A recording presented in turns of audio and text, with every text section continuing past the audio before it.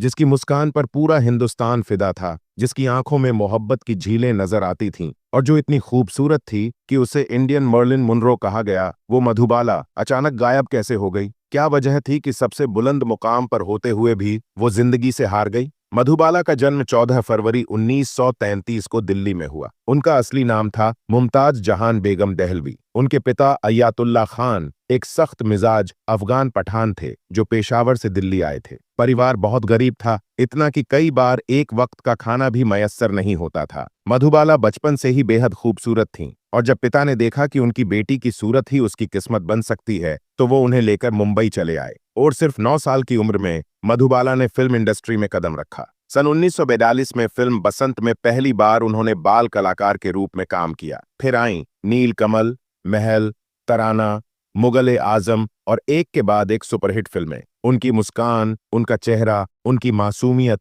हर चीज पर दर्शक मर मिटते थे। लेकिन जितनी खूबसूरती बाहर दिखती थी, अंदर उतना ही बड़ा अकेलापन छुपा था। मधुबाला को दिलीप कुमार से सच्चा प्यार हुआ और सिर्फ वो ही नहीं बल्कि पूरा देश दिलीप कुमार पर जान छिड़कता था। वो इतने हैंडसम थे कि एक बार एक इवेंट में लड़कियों की भीड़ को काबू करने के लिए प्रशासन को खुद आना पड़ा, जिसके बाद सरकार ने उनको ब्लैक कोट पहनने पर बैन कर दिया। कहा गया कि उनकी पर्सनैलिटी इतनी तीव्र है कि ब्लैक कोट में वो और भी हैंडसम दिखते थे। 1941 में फिल्म तराना के सेट पर मधुबाला और दिलीप साहब एक दूसरे के करीब आए, लेकिन ये मोहब्बत आगे चलकर कोर्ट कचहरी तक जा पहुंची। 1556 में फिल्म नया दौर की शूटिंग के लिए जब मधुबाला को आउटडोर लोकेशन पर भेजने से उनके पिता ने मना किया तो डायरेक्टर B.R. चोपड़ा ने उन्हें हटा दिया और दिलीप कुमार ने नई हीरोइन रखने की डिमांड की। तब इस बात पर मधुबाला के पिता ने दिलीप कुमार पर केस ठोक दिया और जब दिलीप कुमार को कोर्ट में गवाही के लिए बुलाया गया तो उन्होंने कहा, हाँ, ये बात सच है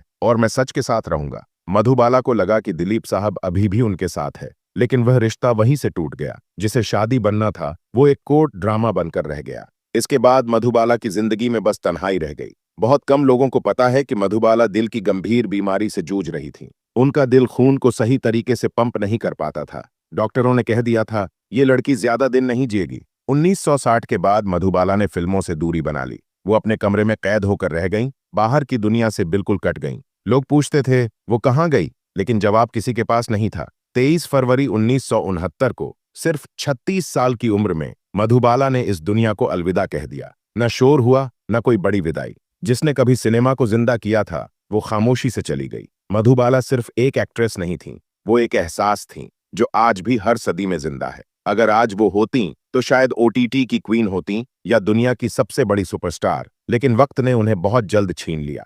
दोस्तों, अगर आपको मधुबाला की ये सच्ची कहानी पसंद आई हो तो वीडियो को लाइक करें, चैनल को सब्सक्राइब करें और कमेंट में जरूर बताएं आपको उनकी कौन सी फिल्म सबसे ज्यादा पसंद है।